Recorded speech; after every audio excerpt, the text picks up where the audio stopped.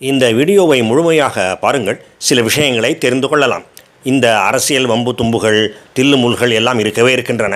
அவற்றை தாண்டி என்னுடைய நேயர்கள், இந்த சேனலின் நேயர்கள், அதாவது சப்ஸ்கிரைபர்ஸ் மற்றும் பார்வையாளர்கள் இந்த சேனலின் மூலம் என்னுடைய பேச்சுக்கள் மூலம் பயனடைய வேண்டும், நல்ல பயனடைய வேண்டும், பல விஷயங்களை பற்றிய நல்ல புரிதல் அவர்களுக்கு ஏற்பட வேண்டும் என்கின்ற நோக்கத்திலே செயல்படுகின்றேன். அதனால்தான் அவ்வப்போது அரசியலை தாண்டி பொருளாதாரம், தொழில்நுட்பம், டெக்னாலஜி, கல்வி முதலியவற்றுக்கும் ஓரளவு முக்கியத்துவம் கொடுத்து வீடியோக்களை வெளியிட்டு கொண்டிருக்கின்றேன். சரி, இப்பொழுது விஷயத்துக்கு வருவோம். சில நூற்றாண்டுகளுக்கு முன்னால் இந்தியாவிலே மன்னராட்சி நடைபெற்று கொண்டிருந்தது. அந்த மன்னராட்சிக்கு, அந்த அரசாங்கத்துக்கு வருமானம் எப்படி கிடைக்கின்றது? எப்பொழுதும் போலத்தான், குடிமக்களிடமிருந்து பெறுகின்ற வரி. அதை தவிர ஓர் அரசர் ஒரு பேரரசராக இருந்தால் அவருக்கு கீழே இருக்கின்ற சிற்றரசர்கள் கொடுக்கின்ற கப்பம், காணிக்கை முதலியவை, இவைதான் அந்த பேரரசரின் அரசாங்கத்துக்கு கிடைக்கின்ற வருமானம். செலவு, படைபலம், ஆயுத பலம் முதலியவற்றுக்காக செலவுகள் ஏற்படும். பொதுவாக நாட்டின் பாதுகாப்புக்காக பணம் செலவாகும், அதற்காக பயன்படுத்தி கொள்வார்கள். அதை தவிர பஞ்சகாலம் என்று வந்துவிட்டால் குடிமக்களுக்கு, குறிப்பாக ஏழை எளியவர்களுக்கு அரசாங்கம் நிறைய உதவி செய்ய வேண்டியிருக்கும். அதற்காகவும் கருவூலத்தில் இருக்கின்ற அந்த செல்வங்களை எல்லாம் பயன்படுத்தி கொள்வார்கள். இதுதான் நடைமுறையாக இருந்தது. அது ஒரு சரியான நடைமுறையும் கூட. சரி, யுத்த காலத்துக்காகவும் போர் சம்பந்தமான விஷயங்களுக்காகவும் ஆயுதங்களுக்காகவும் போதுமான பணம் இருக்கின்றது, செலவழித்து கொண்டும் இருக்கின்றோம். அதை தாண்டியும் அரசாங்க கருவூலத்திலே செல்வம், குறிப்பாக உணவு தானியங்கள் சேர்ந்து கொண்டே இருந்தால் என்ன செய்வது? சரி, பஞ்ச காலத்தில் உபயோகப்படுத்திக் கொள்ளலாம், பொதுமக்களுக்கு தாராளமாக விநியோகிக்கலாம். ஆனால் பல வருடங்களாக குறிப்பிட்ட அளவிலே மிக தீவிரமான பஞ்சகாலம் என்று ஒன்று ஏற்படவே இல்லை என்றால் அரசாங்க கருவூலத்திலே தானியங்கள் நிறைந்து கொண்டே போகும். அதுவும் சரியில்லையே. குடிமக்களிடம் வரி வசூலிப்பது திரும்பவும் குடிமக்களுக்கே போய் சேருவதற்காகத்தான், குறிப்பாக பஞ்சகாலத்திலே போய் சேருவதற்காகத்தான். ஆனால் பஞ்சகாலம் ஏற்படவில்லை என்றால் அதையெல்லாம், அந்த செல்வங்களையெல்லாம் மேலும் மேலும் சேர்த்து வைத்து கொண்டே இருக்கக்கூடாது. இந்த கோட்பாட்டை மிக நன்றாக புரிந்து கொண்டு அதன்படி மிகச் சரியாக செயலாற்றிய ஒரு மன்னர் தான் ஹர்ஷவர்தனர் என்கின்ற மன்னர். கடந்த காலங்களிலே இந்தியாவிலே இருந்த பேரரசர்களிலே ஒருவர் தான் இந்த ஹர்ஷவர்தனர். ஹர்ஷர் என்றும் சொல்லப்படுகின்றார். இந்தியாவின் சரித்திரத்திலே படித்திருப்பீர்கள். அவர் என்ன செய்தார் என்றால், பஞ்சகாலம் ஏற்படவில்லை என்றால் கூட 4 வருடங்களுக்கு ஒரு முறை அரசாங்க கருவூலத்தில் இருக்கின்ற மிகுதியான செல்வங்களை, குறிப்பாக தானியங்களை பொதுமக்களுக்கு, குறிப்பாக ஏழை எளியோர்களுக்கு தானமாக வழங்கி விடுவார். அதாவது அடுத்த வருடம் பஞ்சகாலம் வந்தால் என்ன செய்வது, அதற்கடுத்த வருடம் பஞ்சகாலம் வந்தால் என்ன செய்வது என்று சொல்லிக்கொண்டே, என்று நினைத்து கொண்டே சொல்லிக்கொண்டே அந்த அபாயகரமான காலத்தை எதிர்பார்த்து கொண்டே இந்த தானியங்களை எல்லாம் சேர்த்து வைத்து கொண்டே இருக்க மாட்டார். அடுத்த வருடமே பஞ்சகாலம் வந்துவிட்டால் இப்பொழுது கொடுக்கின்ற தானியங்கள் மூலமாக பொதுமக்கள் அந்த பஞ்சகாலத்தை சமாளித்துக் கொள்வார்கள். அடுத்த வருடமோ அதற்கடுத்த வருடமோ பஞ்சம் என்று ஏற்பட்டுவிட்டால் அந்த இடைப்பட்ட காலத்திலே அரசாங்கம் எப்படியும் வரி வசூலிக்குமே, அந்த தானியங்களை மறுபடியும் மக்களுக்கு வழங்கிவிடலாம். இதுதான் அவருடைய அணுகுமுறையாக இருந்தது. அது ஒரு சிறந்த அணுகுமுறை ஆகும். நீங்களும் அப்படியே ஏற்றுக்கொள்வீர்கள் என்று நம்புகின்றேன். இப்பொழுது இன்றைய அரசாங்கத்துக்கு வருவோம். திரு நரேந்திர மோடி அவர்களின் தலைமையிலான பாஜக அரசாங்கம் அப்படி ஒரு காரியத்தை செய்திருக்கின்றது, அப்படி ஒரு அருமையான காரியத்தை செய்திருக்கின்றது. வருமான வரி குறைப்பு மற்றும் ஜிஎஸ்டி வரி குறைப்பு என்று பொதுமக்களுக்கு வாரி வழங்கியிருக்கின்றது. ஏற்கனவே செய்யப்பட்ட வருமான வரி சீர்திருத்தத்தின் மூலம் ஒரு மனிதர் பெறுகின்ற சம்பளம், வங்கியிலே வைத்திருக்கின்ற சேமிப்பு நிதிக்கு கிடைக்கின்ற வட்டி முதலியவற்றுக்கெல்லாம் வருடத்திற்கு 12 லட்சம் ரூபாய் வரையிலே வருமான வரி கட்ட தேவையில்லை என்கின்ற மாற்றத்தை கொண்டு வந்ததன் மூலம் மக்களிடையே, குறிப்பாக வரி கட்டுகின்றவர்களிடையே, வருமான வரி கட்டுகின்றவர்களிடையே பணப்புழக்கம் தாராளமாக அதிகம் ஆகும்படி செய்திருக்கின்றது மத்திய அரசாங்கம். அதை தவிர இப்பொழுது ஜிஎஸ்டியிலே கொண்டு வரப்பட்டிருக்கின்ற மாற்றங்கள் மூலமும் பெரும் அளவிலான அதிரடியான வரிகள் குறைப்பின் மூலம் பொதுமக்களிடையே இன்னும் அதிகமாக பணம் சேரும், பணப்புழக்கம் இன்னும் அதிகமாகும். அதன் மூலம் பொதுமக்கள் தங்களின் தேவைகளை இன்னும் நன்றாக பூர்த்தி செய்து கொள்ள முடியும். அதாவது தங்களுக்கு தேவையான பொருட்களை இன்னும் சற்று அதிக அளவிலே வாங்கி கொள்ள முடியும். முன்பு வாங்க முடியாமல் அந்த அளவுக்கு விலை உயர்ந்து இருந்த பொருட்கள் எல்லாம் இப்பொழுது அவர்களின் கைக்கு எட்டுகின்ற வகையிலே, அவர்களின் பட்ஜெட்டுக்கு எட்டுகின்ற வகையிலே இருக்கும். அப்படி அவர்கள் வாங்கும் பொழுது தொழில் வளர்ச்சியும் ஏற்படும். அதை தவிர அவர்கள் அப்படி வாங்கும் பொழுது அவற்றின் மூலம் வரி கட்டப்படுமே, ஜிஎஸ்டி கட்டப்படுமே, அந்த வரியும் அரசாங்கத்துக்கு கிடைக்கும். எனவே அரசாங்கத்துக்கு ஒட்டுமொத்தமான இழப்பு என்று பார்த்தால் அது மிக மிக அதிகமாக இருந்து விடாது. விட்டு கொடுத்ததெல்லாம் திரும்பி வந்து விடாது. ஏனென்றால் ஒரு பகுதி செலவிடப்படும், சிலர் ஒரு பகுதியை சேமிக்கவும் செய்வார்கள். எனவே மத்திய அரசாங்கத்துக்கு ஓரளவாவது இழப்பு ஏற்படும் என்பது உண்மைதான். ஆனால் அது பெரும் அளவிலே இருக்காது. இதை பற்றிய சரியான புரிதல் இல்லாத எதிர்க்கட்சி ஆளுகின்ற மாநிலங்கள் எல்லாம் கூக்குரலிடுகின்றன. ஜிஎஸ்டியை குறைத்து விட்டீர்கள், எங்களுக்கு வருமானம் குறைந்துவிடும், இதுவே அதுவே என்று. அவர்கள் அனைவருமே சிறிதும் தொலைநோக்கு பார்வை இல்லாதவர்கள் என்பதைத்தான் கூற வேண்டியிருக்கின்றது. வேறு என்ன சொல்ல முடியும்? இப்படிப்பட்ட மாற்றங்கள் எல்லாம் இப்பொழுது நிகழ்ந்திருப்பவை. ஆனால் இதற்கு முன்பேயும் பல ஆண்டுகளாகவே நடைபெற்று கொண்டிருந்ததையெல்லாமும் பாருங்கள். கொரோனா பெருந்தொற்று காலத்திலே உணவு தானியங்கள் இலவசமாக வழங்கப்பட்டதையும் இப்பொழுதும் வழங்கப்பட்டு கொண்டு இருப்பதையும் எண்ணி பாருங்கள். அனைவருக்கும், நாட்டில் இருக்கின்ற அனைவருக்கும் இலவசமாக தடுப்பூசி கொடுத்ததையும், தடுப்பூசி மருந்து கொடுத்ததையும் எண்ணி பாருங்கள். அந்த சமயத்திலே இந்த பாஜக அரசாங்கம், திரு நரேந்திர மோடி அவர்கள் பதவியிலே இருந்திருக்கவில்லை என்றால் என்ன ஆகியிருக்கக்கூடும் என்பதை நினைத்து பார்க்கவே பயமாக இருக்கின்றது. தடுப்பூசி மருந்தை இறக்குமதி செய்திருப்பார்கள். அதிலே பெரும் அளவிலே ஊழலும் நடந்திருக்கும். அதனால் அதிக விலை கொடுத்து தடுப்பூசி போட்டுக்கொள்ள வேண்டிய கட்டாயத்திற்கு மக்கள் உட்படுத்தப்பட்டிருப்பார்கள். அப்படி பணத்தை கொடுத்து, அதிக அளவிலே பணத்தை கொடுத்து ஊசி போட்டுக்கொள்ள முடியாத நிலையிலே, வறிய நிலையில் இருந்தவர்கள் இறந்தே போயிருக்கக்கூடும். சுருக்கமாக சொன்னால் மக்கள் பெரும் துன்பத்திற்கு ஆளாகி இருப்பார்கள். இறைவனின் அருளால் இந்த அரசாங்கம், அதனால் நாம் தப்பித்தோம் என்றுதான் நான் நினைக்கின்றேன். இவற்றையெல்லாம் தவிர கடந்த சில வருடங்களாக நமது இராணுவத்தை பலப்படுத்துவதற்காகவும் ஒரு பெரிய தொகை செலவிடப்பட்டு இருக்கின்றது. ட்ரோன்களுக்காகவும் ஏவுகணைகளுக்காகவும் கூட பணம் செலவிடப்பட்டு இருக்கின்றது. புதிய ஆராய்ச்சிகளுக்காகவும் டெக்னாலஜிக்காகவும் கூட பணம் ஒதுக்கி செலவழிக்கப்படுகின்றது.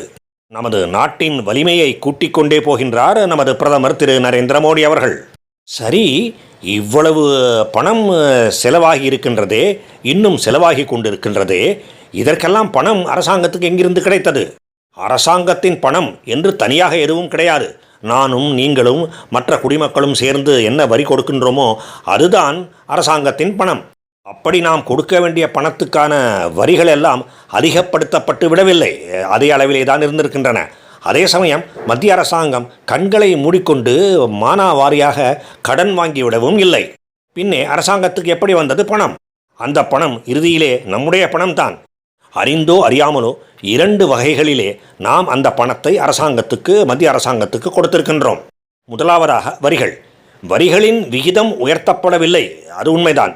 ஆனால் வரி தொகை அதிகமாகிக் கொண்டே இருந்திருக்கின்றது. இதற்கு காரணம் தொழில் வளர்ச்சி மற்றும் வருமான வளர்ச்சி. வருமான வளர்ச்சியின் மூலம் வரிகளின் விகிதம் அதிகமாக்கப்படாவிட்டாலும் அரசாங்கத்துக்கு ஒவ்வொரு வருடமும் சிறிது சிறிதாக அதிக பணம் கிடைத்து கொண்டே இருக்கின்றது.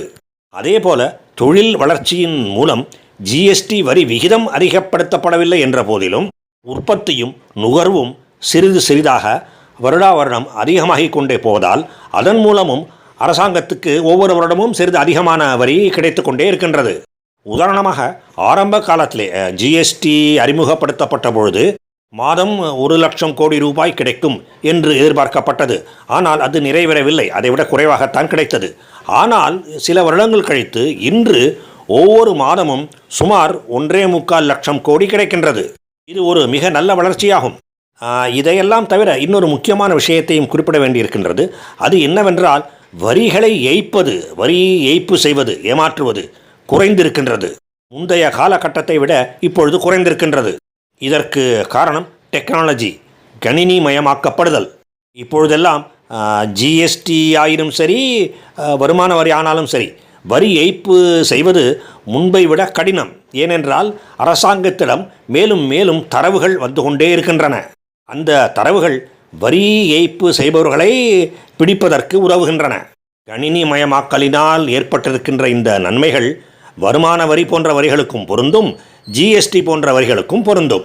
எனவே வரிகள் விகிதம் அதிகமாக்கப்படவில்லை என்ற போதிலும் பல்வேறு வளர்ச்சி திட்டங்களின் மூலம் நாட்டிலே ஏற்பட்டு கொண்டிருக்கின்ற அந்த பொருளாதார வளர்ச்சி மற்றும் அதன் மூலம் கிடைக்கின்ற வருமான வளர்ச்சி மற்றும் வரி ஏய்ப்பு செய்பவர்களின் எண்ணிக்கை குறைந்து கொண்டே செல்வது, இந்த காரணங்களினாலே முன்பை விட இன்று அதிக வருவாய் அரசாங்கத்துக்கு கிடைக்கின்றது. அதாவது நாம் அனைவரும், இந்திய குடிமக்கள் அனைவரும் சேர்ந்து இப்படி மத்திய அரசாங்கத்தின் கையிலே, அரசாங்கங்களின் கையிலே அதிக பணம் கொடுக்கின்றோம்.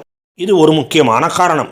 இவ்வளவு வரிகளை விட்டுக் கொடுப்பதற்கும் செலவுகளை செய்வதற்கும் அரசாங்கத்திற்கு எப்படி பணம் கிடைக்கின்றது என்பதற்கு இது ஒரு காரணம். இரண்டாவது முக்கியமான காரணம் ஒன்றும் இருக்கின்றது. அதுதான் பெட்ரோல், டீசல், எரிபொருட்களுக்கான நாம் கொடுக்கின்ற விலை. 2014ஆம் வருடம் இந்த மத்திய பாஜக அரசாங்கம் அமைந்தவுடனே, பிரதமராக நரேந்திர மோடி அவர்கள் பதவியேற்ற உடனே சிறிது காலத்திலேயே உலக அரங்கிலே கச்சா எண்ணெயின் விலை கிடுகிடுவென்று குறையத் குறைந்தது.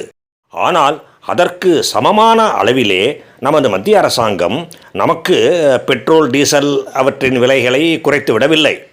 குறைத்தார்கள், ஆனால் குறைவாகத்தான் குறைத்தார்கள். உதாரணமாக 10 ரூபாய் குறைக்க முடியும் என்று நிலைமை வருகின்ற சமயத்திலே 3 ரூபாயோ அல்லது மிஞ்சி போனால் 4 ரூபாயோ தான் குறைத்தார்கள். இதை நீங்கள் அனைவரும் கவனித்திருப்பீர்கள். சிலர் இதை பற்றி மத்திய அரசாங்கத்தை குற்றம் சொல்லியது கூட உண்டு.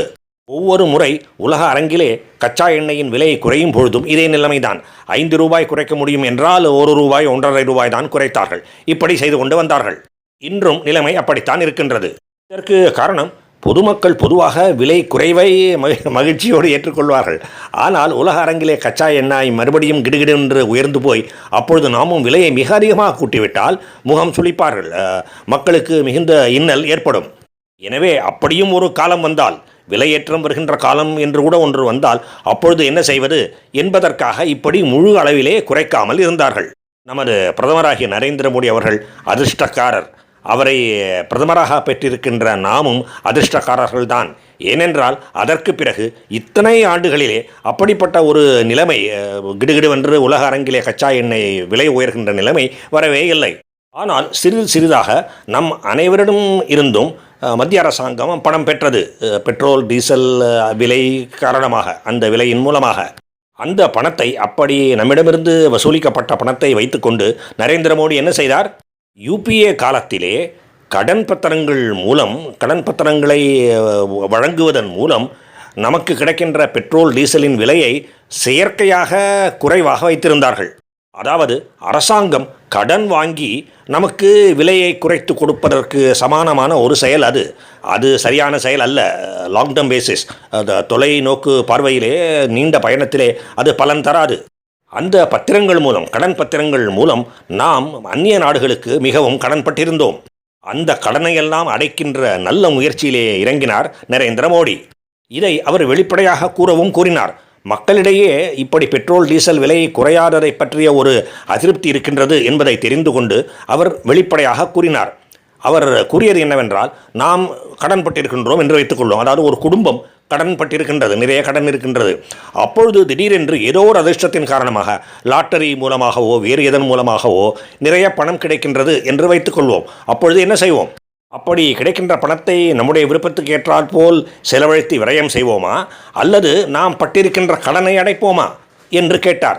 நாம் பட்டிருக்கின்ற கடனைத்தானே அடைப்போம், அதைத்தான் இப்பொழுது நாங்கள் செய்து கொண்டிருக்கின்றோம் என்று பொதுமக்களுக்கு, நம் எல்லோருக்குமே அவர் விளக்கம் அளித்தார். அப்படி ஒரு பகுதி பணம் அதிலே சென்றது, கடன்களை அடைப்பதிலே சென்றது. மீதமுள்ள பகுதியின் மூலம் மற்றும் ஏற்கனவே கூறியபடி வளர்ச்சியினாலே கிடைக்கின்ற அதிக வரிகள் மூலமும் மத்திய அரசாங்கத்தின் நிதி நிலைமை வலிமை அடைந்தது. அந்த வலிமையின் மூலமாகத்தான் ஏற்கனவே கூறியபடி பல அருமையான செலவுகளை நமது மத்திய அரசாங்கம் செய்திருக்கின்றது. மற்றும் தாராளமாக வரி குறைப்பும் இப்பொழுது செய்திருக்கின்றது. வருமான வரி, ஜிஎஸ்டி என்கின்ற இந்த இரண்டிலுமே.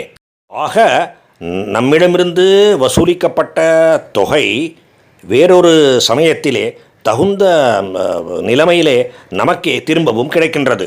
உலக அரங்கிலே கச்சா எண்ணெயின் விலை குறைந்து, ஆனால் அதற்கு ஏற்றாற்போல் இந்தியாவிலே பெட்ரோல், டீசல் விலையை குறைக்காமல் இருந்தபொழுதே இந்த விஷயத்தை வீடியோவாக வெளியிட்டிருந்தேன். அதைத்தான் இப்பொழுது மீண்டும் வலியுறுத்தி கூறுகின்றேன். பொதுமக்களே, அஞ்ச வேண்டாம். நம்மிடமிருந்து வசூலிக்கப்படுகின்ற பணம் பத்திரமாக இருக்கின்றது. நரேந்திர மோடி அவர்களின் சரியான கைகளிலே இருக்கின்றது. தகுந்த நேரத்திலே தகுந்த வழியிலே அந்த பணம் செலவிடப்படும். நம்மிடமிருந்து ப்ராவிடென்ட் ஃபண்ட் போன்றவற்றுக்காக நிதிகள் வசூலிக்கப்படுகின்றனவே அதை போல என்று வைத்துக்கொள்ளுங்கள். மத்திய அரசாங்கம், பாஜக அரசாங்கம் சரியான காரியத்தைத்தான் செய்யும் என்று நம்பிக்கை கொள்ளுங்கள். வாழ்க பாரதம். ஜெய் ஹிந்த்.